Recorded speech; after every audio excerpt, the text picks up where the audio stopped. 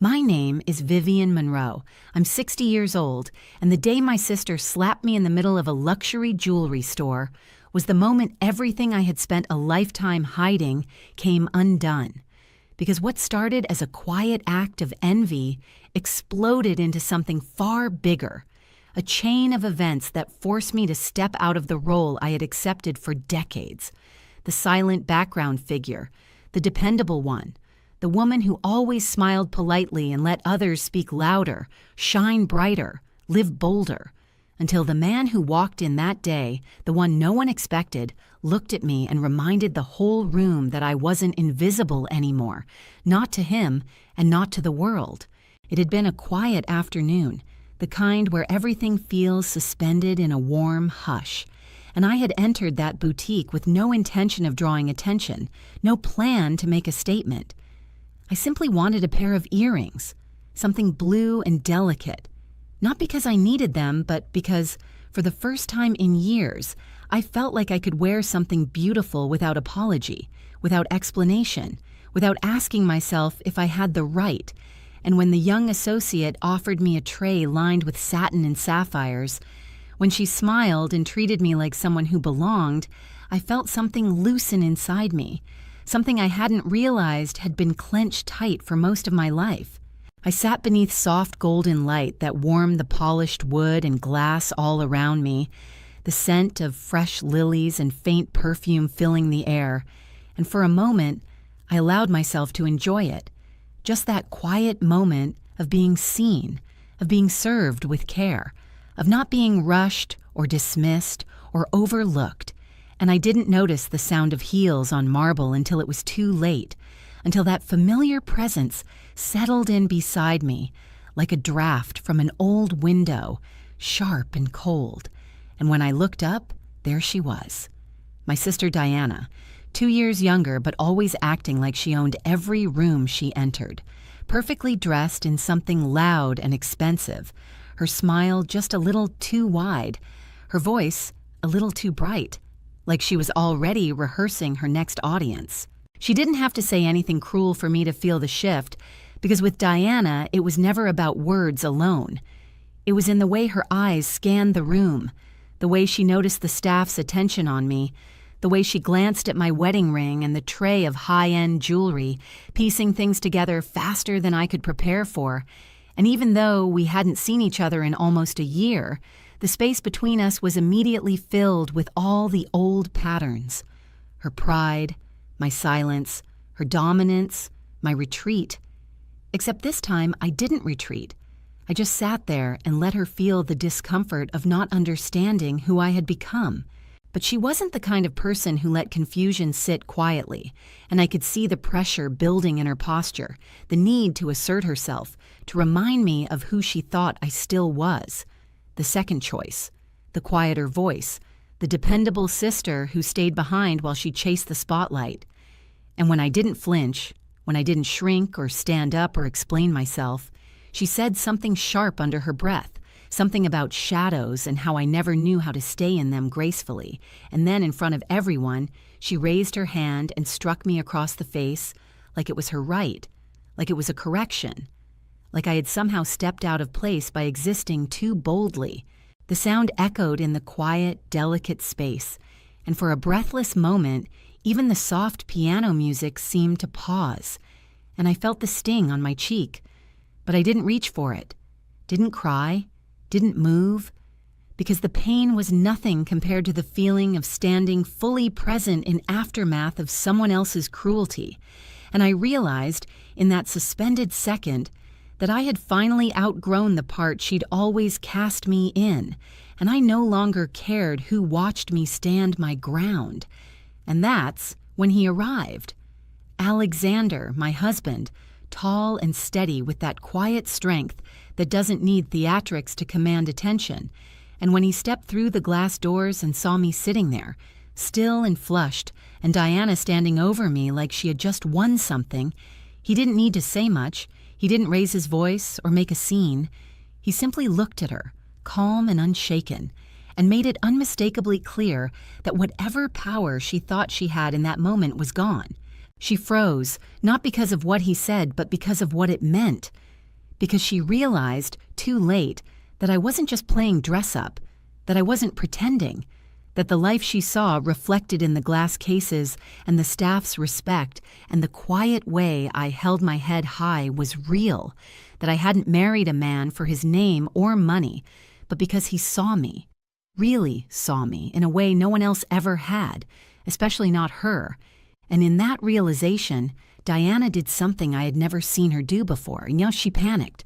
She stammered, tried to gather herself, muttered something about a misunderstanding, and then, like a retreating storm, she turned and fled, the sharp click of her heels fading as the door closed behind her, leaving only the faint trace of her expensive perfume and the broken pieces of a performance that no longer worked.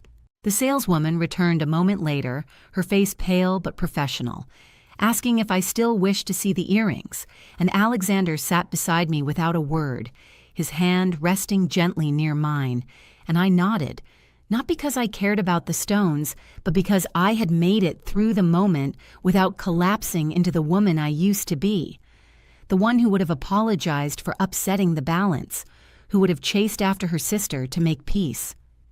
As I tried on the earrings and looked at my reflection in the softly lit mirror, I saw something unfamiliar, not just a woman with better posture or more expensive clothes, but someone who no longer needed permission to take up space, to enjoy something beautiful, to be cared for without guilt.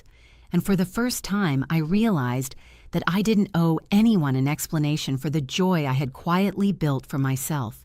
But if anyone thinks that moment, that slap, that humiliation, that brief victory was the end of it, they don't know my sister, because Diana doesn't give up, not when pride is involved, and certainly not when she feels cornered by the truth she can't control. And what happened next would take everything I had to survive, not just as a wife or a sister, but as a woman who had spent her whole life trying to stay out of the way. Until now. Long before I ever set foot in that jewelry boutique, long before Alexander walked into my life and changed the rhythm of my quiet world, I had grown used to being alone in a way that didn't always feel painful, but settled in like dust on old furniture. Slowly, softly, without me noticing how much weight it carried over the years, and I had convinced myself that solitude was a kind of peace, that needing less made me stronger, that being overlooked was a skill I had mastered rather than a wound I had never really dared to touch. After my divorce, I told everyone I was fine, and I even believed it for a while.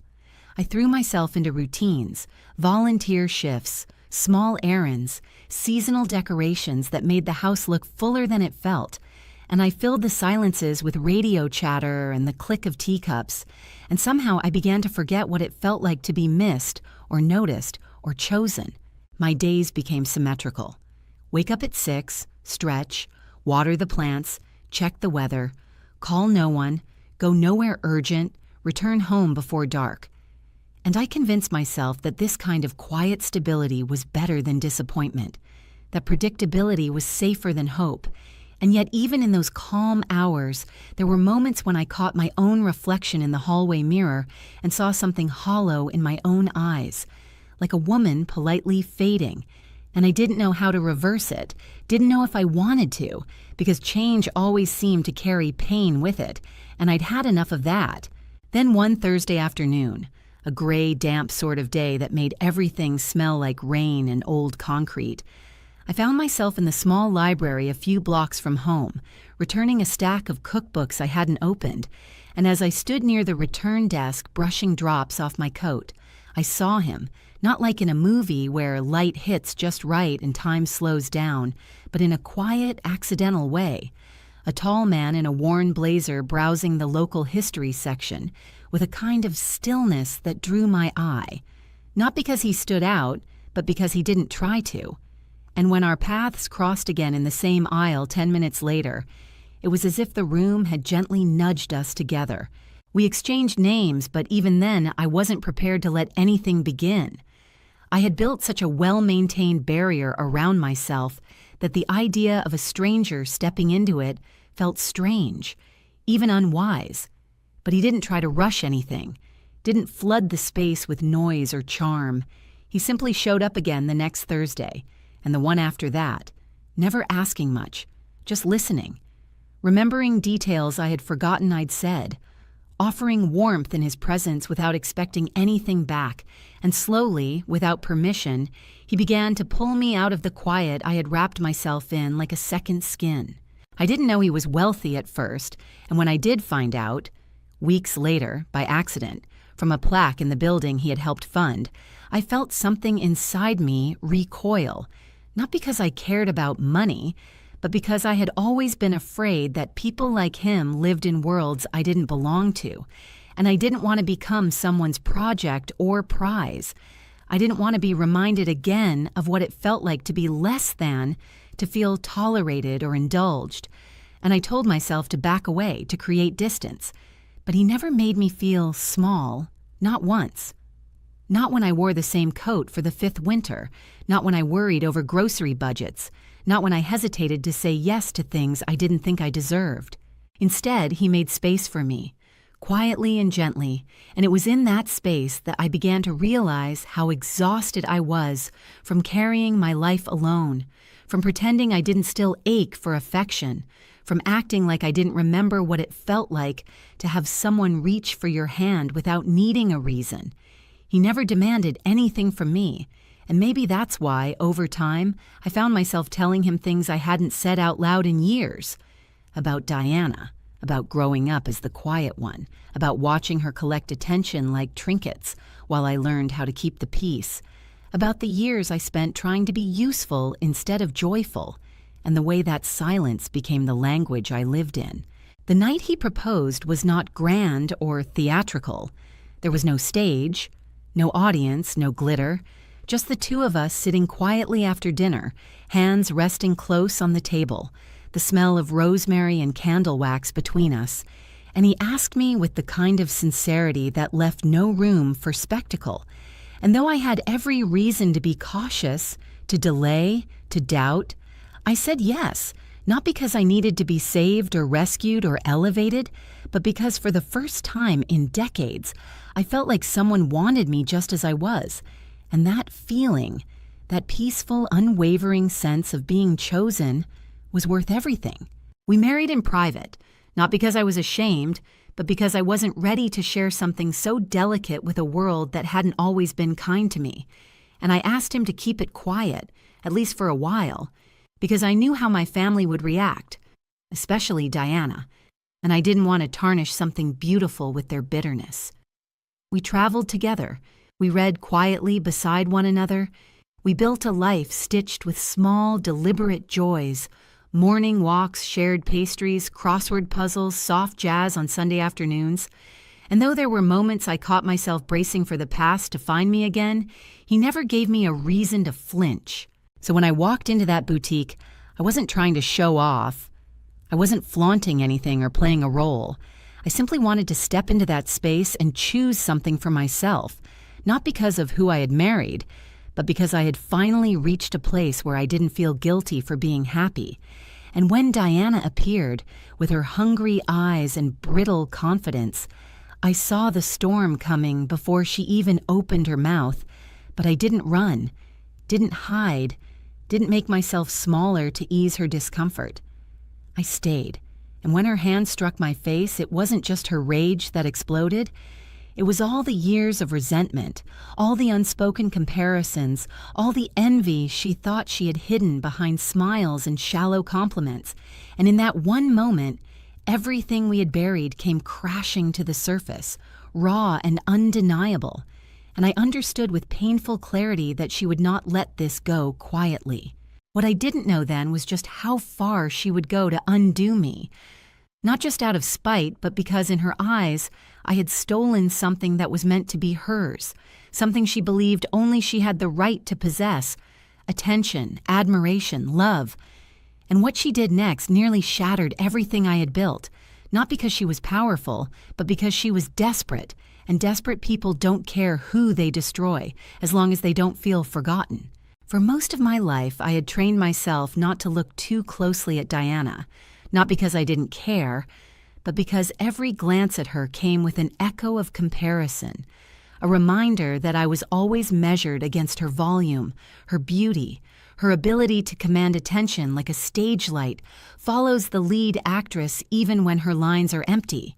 And I had learned that my peace came easier when I didn't study the details of her performance. But after that day in the jewelry store, after the slap, after she froze in front of Alexander like a puppet dropped from its strings, I began to sense something behind her eyes I hadn't seen before. Not just bitterness, but panic. Real panic. The kind that comes when someone realizes the image they spent a lifetime curating is beginning to crack in places they can't glue back together. Diana had always been the one with the audience, the applause, the perfect hair, the perfect timing, the kind of woman who smiled just enough to keep people guessing and always knew how to place herself at the center of every room. But over the last few years, something had shifted. She didn't speak about her husband anymore, avoided questions about the condo she used to boast about, kept her sunglasses on longer than necessary, as if shielding herself from a world that was no longer entirely hers. And while I had quietly built a life of steady mornings and quiet affection, she had been losing pieces of her identity without knowing how to ask for help without looking weak. She had always clung to status like it was oxygen. Not money, exactly, but perception. The idea that people believed she was important, admired, envied, and as the world slowly moved on, as age crept in and replaced effortless charm with effortful maintenance, as her social circle thinned and the compliments faded into awkward smiles, she started grasping for something solid to hold on to, and seeing me, the invisible one, the shadow, being adored and protected and noticed, shattered whatever illusion she had left that she was still the one in control. She didn't call me after the incident, didn't apologize or try to explain. And for a while, I thought maybe it was over. Maybe she had accepted that I was no longer someone she could manipulate or erase. But I underestimated how deeply her identity depended on staying above me. And when that illusion cracked, she didn't step back. She sharpened her tools and began carving a version of me she could attack. She started with whispers. Subtle things said at gatherings to mutual acquaintances, half-truths that sounded like concern, quiet suggestions that maybe I had changed, that maybe my husband was more interested in power than partnership, that maybe the sudden transformation in my life wasn't earned but orchestrated. She knew how to plant doubt, how to smile while turning the knife, and though her audience had grown smaller, she still knew how to make a story stick, especially when it involved a woman like me, someone no one had ever bothered to investigate before. But she didn't stop at words. She began reaching into the past, digging through old photos, old letters, old rumors, looking for something she could weaponize, some imperfection, some forgotten shame, something that would remind the world that I was never meant to outshine her, that my peace was borrowed, not built, and she found it in the one place I had never touched, our family's inheritance. Years ago, after our parents passed, I had declined my share of the estate without much thought, partly out of guilt, partly out of exhaustion, and mostly because I didn't want to fight, didn't want to become someone who argued over furniture and paperwork, and I let Diana take the reins, sign the documents, distribute the pieces, and for a long time I believed it was behind us. But she hadn't forgotten, and now, years later, she returned to that wound with surgical precision, claiming I had taken more than my share through manipulation, that I had used our parents' memory to gain sympathy and advantage. And suddenly people I hadn't spoken to in years were questioning who I really was. At first I tried to ignore it, told myself that anyone who mattered knew me, that her noise would fade the way it always had, but this time was different, because this time she wasn't just attacking my character, she was questioning the very foundation of the life I had finally allowed myself to live. And when I realized, she was reaching out to people in Alexander's orbit, journalists, acquaintances, even someone on his staff, I understood that this wasn't a petty tantrum. It was a full campaign. And what made it cruelest of all was that it wasn't coming from hate alone. It was coming from a place far more dangerous: fear. Diana wasn't trying to destroy me because she hated me. She was doing it because she couldn't bear the idea that I had risen without her permission, that I had found joy that didn't include her reflection in the frame, and in her mind that made me a threat to the story she had always told about herself. So she came at me with everything she had: charm, manipulation, fake vulnerability, even dredged up family secrets spun into lies. And each step was calculated not to defeat me publicly, but to unravel me quietly, to make me doubt myself, to make others whisper again. And for a moment, it worked. For a moment, I felt that old pull, that instinct to apologize, to shrink, to give her room, to make it easier. But then I remembered the way my cheek had burned under her palm, the way Alexander had placed his hand near mine with quiet steadiness, the way I had looked into that mirror and finally seen myself as someone worthy of standing in the light. And I knew that this time I would not step back. But I also knew that if I was going to protect everything I had built, I would have to reach into places I had long avoided. I would have to unearth the truths our mother never shared, the documents left in the attic untouched for years, the conversations I had once overheard but never questioned. And if Diana wanted to play with fire, then she would have to watch what happens when someone stops pretending they don't remember. It didn't take long for Diana to regroup after her public humiliation at the boutique, because no matter how deeply shaken she had been in that moment, she had always possessed the uncanny ability to turn shame into fuel, molding embarrassment into a new form of performance. And just when I thought perhaps she had finally seen the limits of her power, she returned not with apologies or silence, but with a smile so polished and artificial it made my skin crawl, because I knew that behind it was the careful scaffolding of something planned, something theatrical, something designed not just to bruise but to unravel. And her first move came wrapped in politeness, a formal invitation to a charity event she claimed was organized by mutual friends, a glossy card with gold lettering and my name printed right at the center, as if we were nothing more than two sisters with an elegant past and a few harmless disagreements. Alexander encouraged me to go, not out of naivete, but because he believed I could handle myself, because he trusted that I knew how to stand in a room full of watchers and remain grounded. And I agreed, not because I wanted to attend, but because I knew I couldn't keep hiding from the shadow she kept trying to throw over my life. I had stepped into the light, and I had no intention of retreating. So I dressed with care that evening, not extravagantly, but thoughtfully, choosing a navy silk dress with a simple string of pearls that had belonged to our mother, something that carried quiet meaning and memory, something that reminded me where I came from before Diana decided to revise the story. The venue was lavish in the way old money gatherings often are, not flashy but intimidatingly tasteful, with towering floral arrangements and low amber lighting that made everyone look softly important.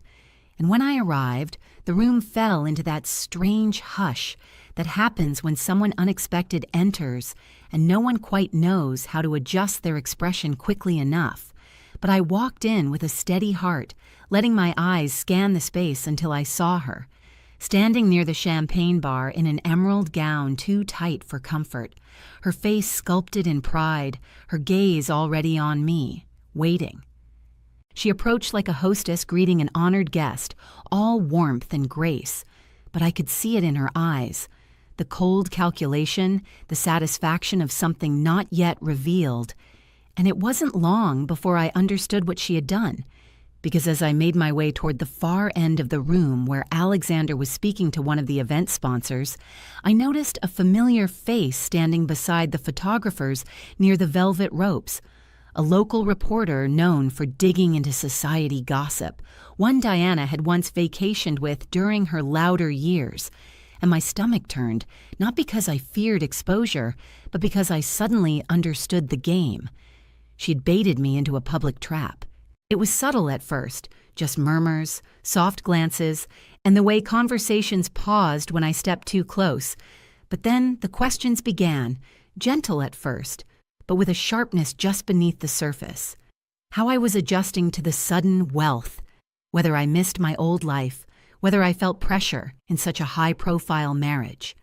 And it became clear that Diana had whispered a carefully spun narrative to just enough people to let it take root before I arrived. The kind of story that sounded too plausible not to wonder about. And for a few long minutes, I felt the ground shift beneath me, like I was walking across glass that might crack with the wrong word or the wrong expression.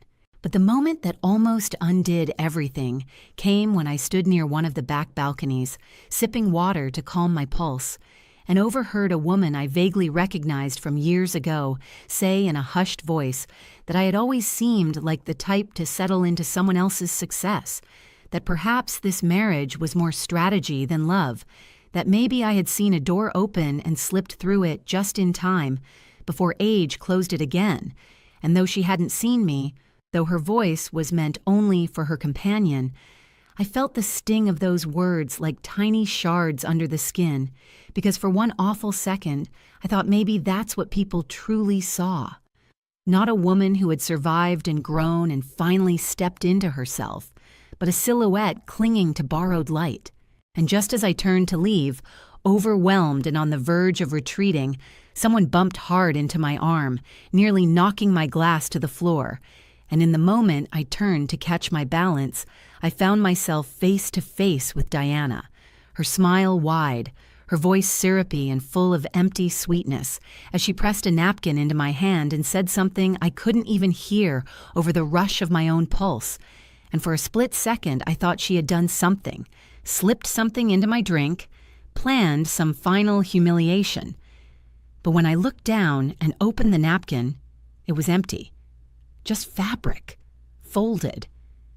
And that was the moment I realized this wasn't just a social ambush or some public scandal.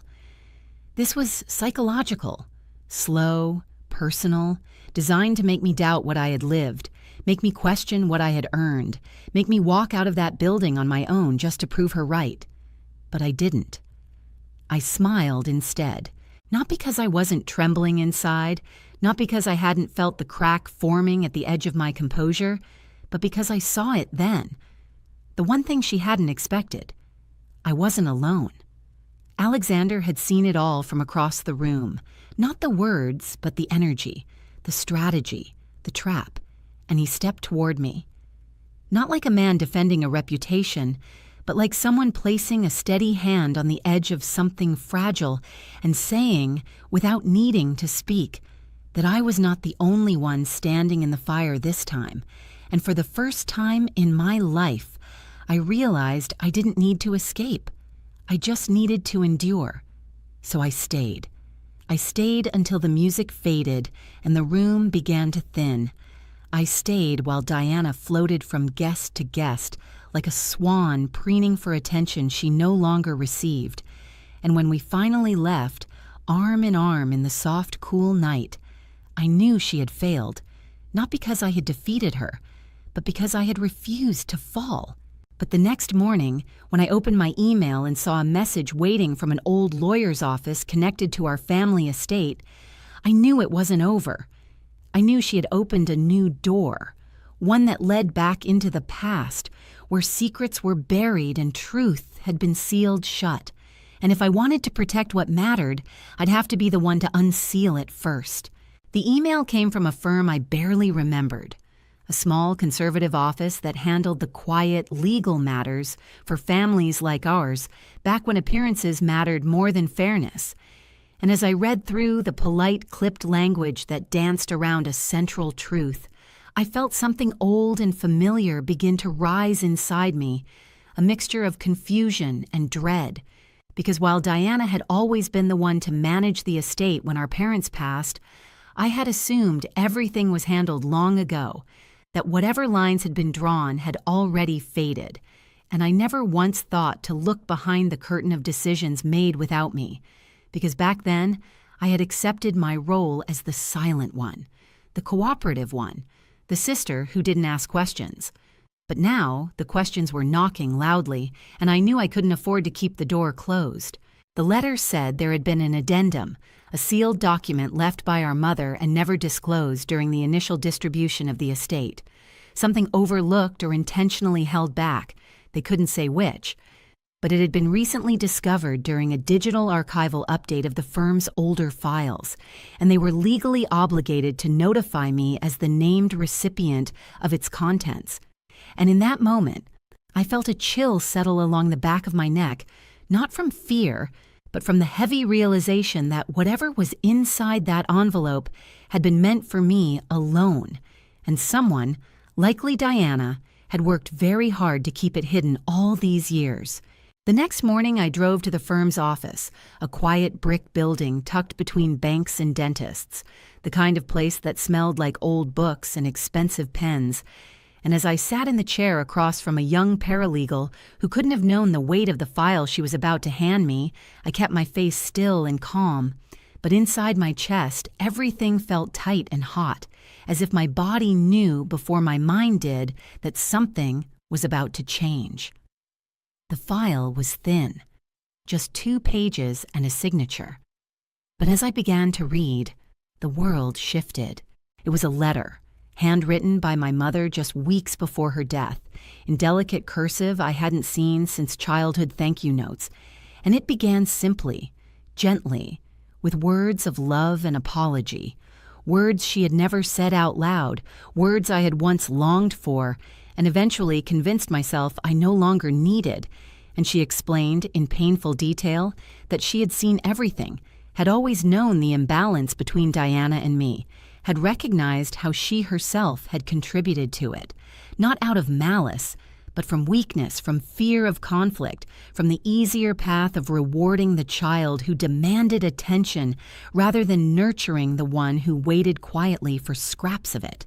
She admitted that in the final years of her life, she had come to regret how much she had overlooked me, how often she had asked me to be the peacekeeper, the helper, the one who understood.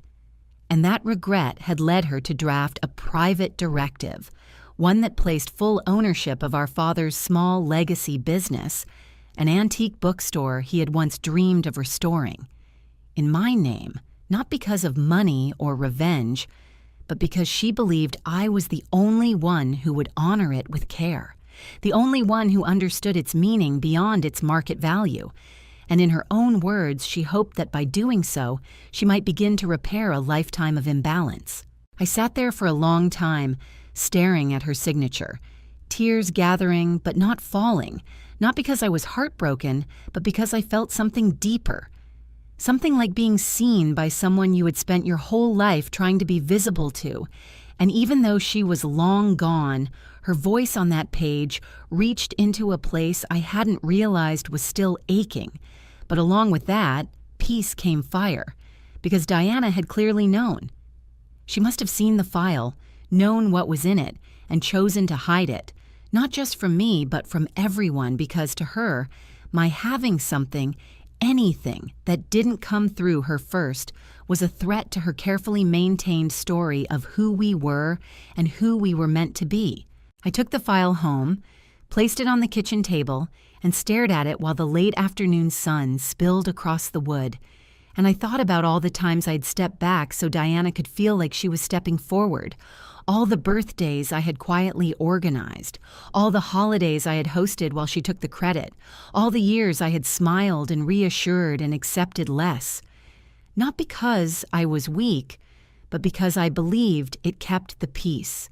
And now, holding this proof of truth in my hands, I realized that peace built on silence isn't peace at all. It's surrender. I didn't tell Alexander right away.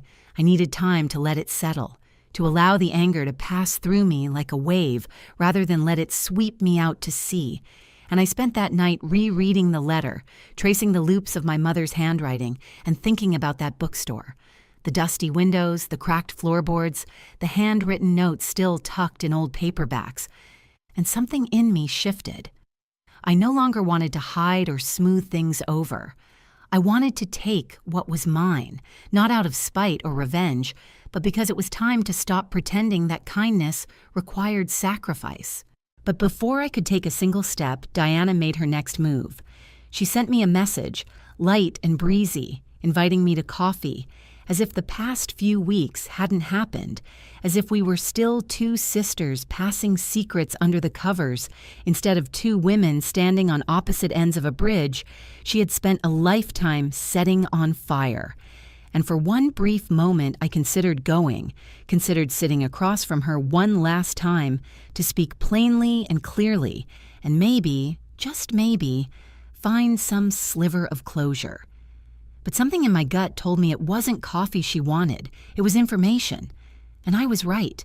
That same night, a former employee from the bookstore, someone Diana had quietly contacted, reached out to me in confusion, saying he'd been offered money for old financial records, told there was a dispute, a legal claim, a possible fraud investigation, and I knew then that she was trying to preempt me, to undermine me before I could speak, to make it look like I had manipulated our mother in her final days, a story that sounded just petty enough to be believed. But what she didn't know, what she hadn't planned for, was that I wasn't the same woman she had bullied into silence 20 years ago, and I had something she would never understand. Not money, not leverage, not even truth, but peace. And peace makes you unshakable in a way that nothing else can. Because when you've been invisible your whole life and finally see yourself clearly, no one can erase you again. And so I made a decision, not to fight her the way she fought, not with gossip or poison or games, but with light, with the truth in its purest, clearest form. And the next morning, I began making plans to reopen the bookstore in my name, not as a business, but as a public archive, a space for memory, a place to honor our parents, and a way to give voice to all the quiet people who had spent too many years in the shadows, just like I had. And if Diana wanted a war, she was going to have to fight it alone. The reopening of the bookstore was never meant to be a spectacle. It wasn't about cutting ribbons or flashing cameras or anything that Diana would have craved. It was about something quieter, something rooted, something that felt like returning to a place I had been exiled from without knowing. And as I stood there on that soft September morning with the front door propped open and the scent of fresh coffee and old wood filling the air, I felt a stillness I hadn't known in years, a sense of place, of belonging, of having made it through something I never thought I'd escape. And even as neighbors trickled in, offering curious smiles and soft congratulations, I kept scanning the corners of the room, waiting for the tremor I knew was coming. Because Diana had never let anything end quietly, and this wasn't going to be the first time.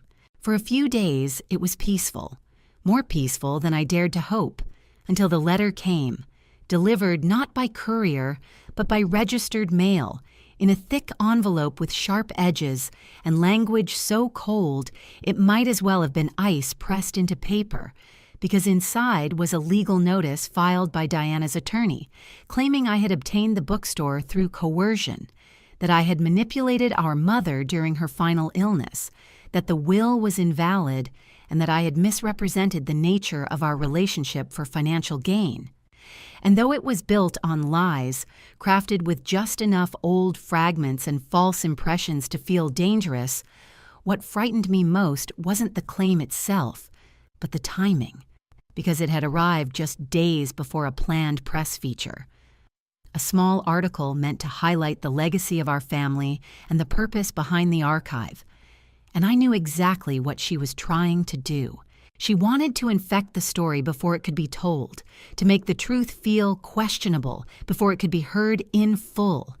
And for a moment, I felt the old weight press against my chest again, that familiar instinct to step back, to surrender, to protect the peace even at the cost of my own voice.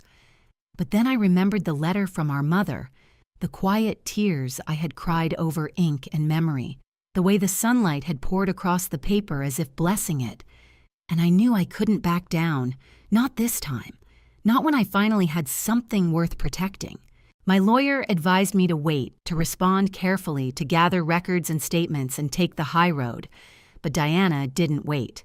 She went to the press, gave interviews, leaned into her role as the misunderstood sister who had watched her family be taken from her piece by piece, painting me as a manipulator who had worn the mask of meekness until it was time to strike. And for a brief moment, she succeeded.